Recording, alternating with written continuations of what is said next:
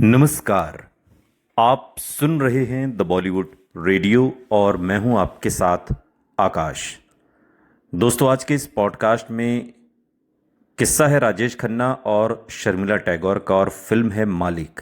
साल 1972 में आई आस्था, प्रेम और संघर्ष की एक अनोखी कहानी। साल 1972 में रिलीज हुई फिल्म मालिक राजेश खन्ना और शर्मिला टैगोर की उन फिल्मों में गिनी जाती है जो बॉक्स ऑफिस पर बड़ी सफलता तो नहीं बन सकी, लेकिन अपनी विषय वस्तु, संगीत और भावनात्मक प्रस्तुति के कारण आज भी याद की जाती है। फिल्म का निर्देशन प्रसिद्ध निर्देशक ए भीम सिंह ने किया था और संगीत दिया था मशहूर जोड़ी आनंद जी कल्याण जी ने। ये एक आध्यात्मिक और पारिवारिक ड्रामा फिल्म थी जिसमें आस्था, नास्तिकता, प्रेम, परिवार और भगवान पर विश्वास जैसे विषयों को केंद्र में रखा गया।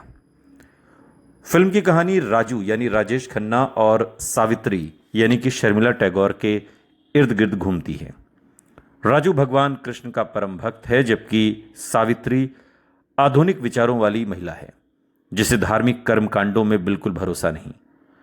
दोनों प्रेम विवाह करते हैं, लेकिन शादी के बाद उनके धार्मिक विचारों का अंतर रिश्ते में तनाव पैदा करता है। कहानी तब और भावनात्मक हो जाती है जब उनके घर एक दिव्यांग बच्चे का जन्म होता है। राजू इसे ईश्वर की परीक्षा और सावित्री की नास्तिकता का परिणाम मानता है, जबकि सावित्री इस घटना से भीतर तक टूट जाती है।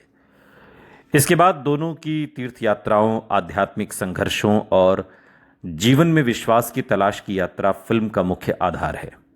फिल्म में राजेश खन्ना और शर्मिला टैगोर के अलावा अशोक कुमार, देवेन वर्मा, सोनिया साहनी, विपिन गुप्ता, बेबी पिंकी जैसे कलाकार भी हैं। अशोक कुमार ने गुरु समान एक आध्यात्मिक चरित्र निभाया जो कहानी को दिशा देता है। शूटिंग की बात करें तो फिल्म के निर्माण से जुड़े विस्तृत लोकेशन रिकॉर्ड आज बहुत सीमित उपलब्ध हैं। हालांकि फिल्म की कहानी में मंदिरों, धार्मिक स्थलों और तीर्थ यात्राओं का महत्वपूर्ण स्थान होने के कारण कई सीन स्टूडियो के सेट्स पर और वास्तविक धार्मिक वातावरण से मिलते जुलते स्थानों पर फिल्माए गए। उस दौर में अधिकांश धार्मिक और पारिवारिक फिल्मों की शूटिंग मुंबई के स्टूडियो परिसर और चुनिंदा बाहरी लोकेशंस पर होती थी।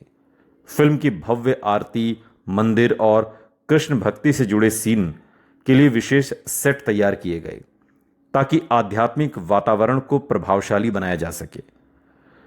जो उपलब्ध ऐतिहासिक स्रोत हैं उससे शूटिंग लोकेशंस का पूरा आधिकारिक विवरण तो नहीं मिलता, लेकिन फिल्म देखकर यह महसूस होता है कि निर्देशक ने धार्मिक परिवेश को कहानी का एक अभिन्न हिस्सा बनाया है। फिल्म की शूटिंग से जुड़ा एक दिलचस्प पहलू यह था कि उस समय राजेश खन्ना अपने करियर के सबसे लोकप्रिय दौर में थे। 1969 से 1972 के बीच उनका स्टारडम चरम पर था। उनकी फिल्मों के सेट पर भारी भीड़ उमड़ती थी और निर्माता अक्सर सुरक्षा की विशेष व्यवस्था करते थे। मालिक जैसी गंभीर और धार्मिक विषय वाली फिल्म करना उनके लिए एक अलग तरीके का एक्सपेरिमेंट माना गया, क्योंकि उस दौर में दर्शक उन्हें रोमांटिक सुपरस्टार के रूप में देखना पसंद करते थे। फिर भी उन्होंने इस चुनौतीपूर्ण किरदार को स्वीकार किया और एक श्रद्धालु, भावुक पति का रोल निभाया। राजेश खन्ना और शर्मिला टैगोर की जोड़ी हिंदी सिनेमा की सबसे लोकप्रिय जोड़ियों में से एक रही।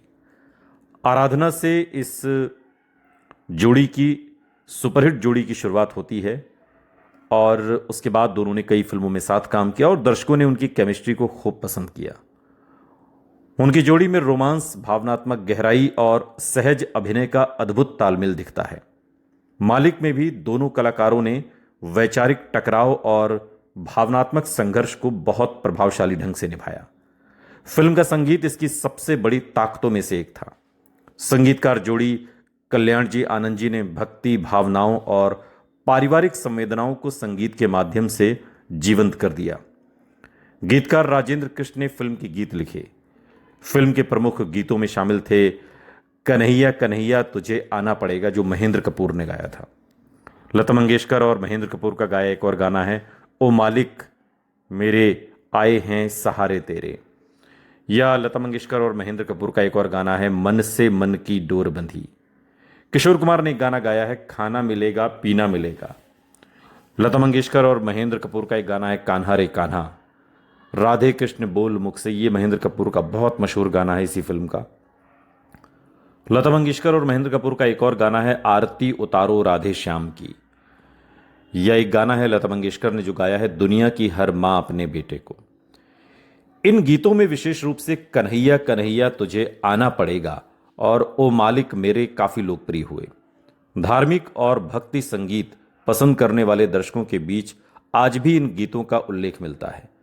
बॉक्स ऑफिस की बात करें तो मालिक को समीक्षकों ने सराहा, लेकिन ये व्यावहारिक रूप से बड़ी सफलता हासिल नहीं कर सकी।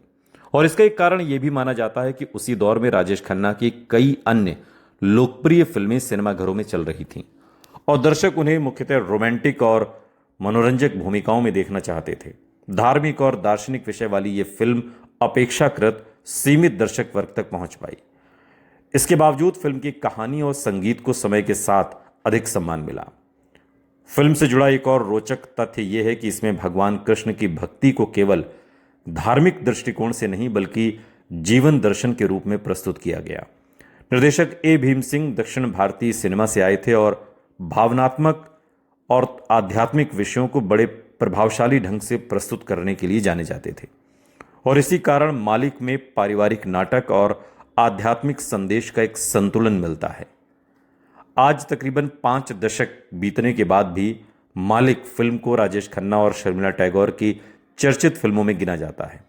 ये फिल्म उनके करियर की सबसे बड़ी हिट तो नहीं थी, लेकिन उनके अभिनय, संगीत और भावनात्मक गहराई के कारण इसे एक अलग पहचान मिली।